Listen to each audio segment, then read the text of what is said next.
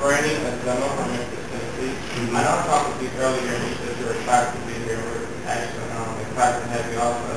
But I want to know, how did you get to the position that you're in now? Like, you started off in print. How did you get to the broadcast position? Like, what was your major in college? What were some of the internships or jobs that you took? Great question. I'll give you a little bit of my background. I grew up in Amherst County, Virginia, which is outside of Lynchburg, a small place. My father was a steel worker. He could barely read and write. So he got a lot of joy out of the fact that his son became a writer.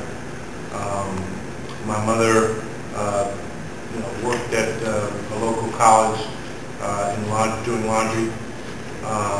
So I was sort of the first generation college student in my family. I went to Virginia Tech, and my first year and a half I was sort of majoring in computer science and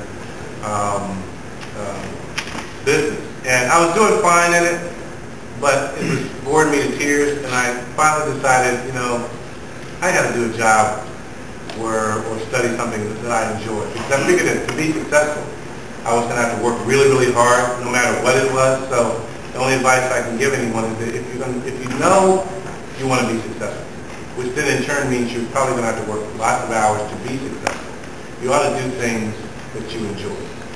So the other sort of more humorous part of it is that one day I was taking a computer science class, and a graduate assistant came in, was a woman, and she was bald. And I said, I don't think I'm good and smart enough to do that profession. So, she was like 24 years old. She was bald from doing computers. So I said, I don't think I want to do that. Then I did internships. In college, I did one with a local television station. I did one with a newspaper. I did one with a radio station. And none of them were paid. And I encourage you, when you go to college, if you stay interested in journalism, to try to do as many internships as possible. They are invaluable because you get to see the side of it. You get to see up close and personal what it's like to do this job for a living. So I would encourage you to do that. My first job evolved out of one of those internships. I did an internship with the Grown-Up Times and World News. That became a job offer when I got out of college. First job, they paid me $12,000 a year. Not a lot of money. Had to cover the KKK when I first started that job. You guys know what the KKK is. Yeah. Black man covering the KK in the South. You get the picture. But that was an interesting moment because the bureau chief asked me if I was going to cover KKK was having a march in this little small town called Pulaski, and Virginia. And so it was part of my beat, and it was an interesting moment with my bureau chief, who had some interesting issues about diversity, and he told me that I really taught him a lot about African Americans in terms of our work ethic and that kind of thing. And so he comes to me and said, Pierre, you want to cover that KKK march? And I remember saying to him, it's on my beat, isn't it? So I covered it. And the local sheriffs were so impressed that I showed up to cover that story that they became great sources after that. And I was able to do a lot of stories just because I showed up. And the Grand Wizard was 6'6" and 120 pounds, so I figured he couldn't do anything to me anyway. So I worked at the Roanoke Times and the World News for 2.5 years. I covered courts, I covered Virginia Tech, I covered Radford University, I covered 2 town councils. And to this day, I will say I've never been more exhausted than that job. Because there was always something to cover, always something to do. And it just was really exhausting. But it paid off because one day I was in the newsroom and one of my colleagues said, Pierre, you're pretty good. You might want to send some clips to, maybe you should send some clips to a major newspaper. And I sent 10 stories to Ben Bradley, who was the legendary executive executive editor of the Washington Post, Watergate fame. And one day, 6 days after I had written him, I come to the mailbox, and there's a letter from Ben Bradley. And I'm thinking it's a Dear John, Pierre, get real, we're not going to hire you. But he wrote me back and said, hey, your clips are pretty good. I'm going to have one of my assistants call you. And he did have one of his assistants call me, a guy named Tom Wilkins, who's a crusty old editor. And he called me up and said, Pierre, who the heck are you? We don't hire people from the Wrong Times and World News.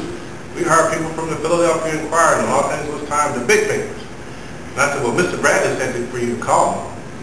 So he said, well, send me some more clips. So I sent him some more stories, and somehow they hired me, within 6 months. So I spent 10 years at the Washington Post and started out covering suburban county, and tried again to look for stories that people weren't necessarily doing. I was asked to be a part of an investigative team to look at gun violence in D.C., and that was a finalist for the Pulitzer. And from there, the paper asked me to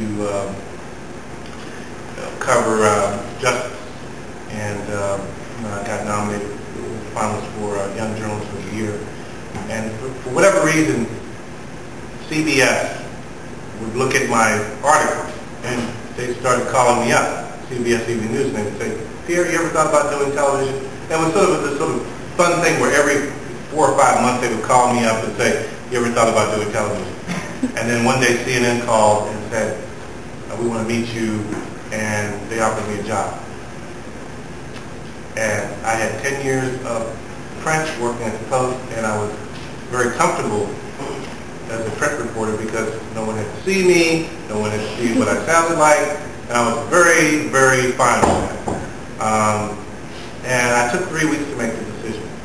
And the people at CNN were like shocked because they were offering me a lot more money than I was making at the newspaper. But I ultimately switched because I said the only reason not to do it was because I was afraid to do it. And that's never a good enough reason not to try something new. I know that was a long-winded answer, but I wanted you to get a sense of my background. You're in the front. I'll make sure I get to all your questions. Hi, I'm Mrs. Raj in Tulsa, Oklahoma. Hi. And you talked about this earlier a little bit, but what was the biggest... Why don't you speak up just a little bit? I can't. What was the biggest switchover, you think, between broadcasting or print and broadcast? Her question is, what's the biggest difference between print and broadcast?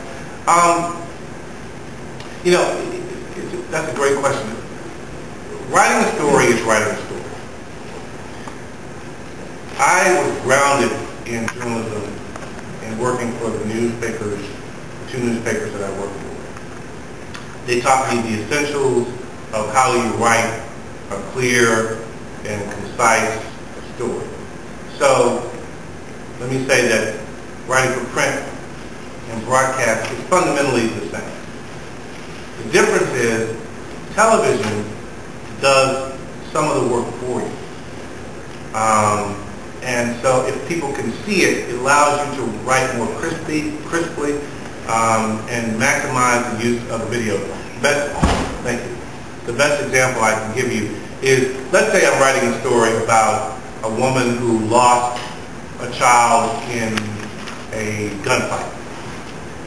For the print story, I might write, tears flowed down the face of Suzanne Jones as she recalled the loss of her son.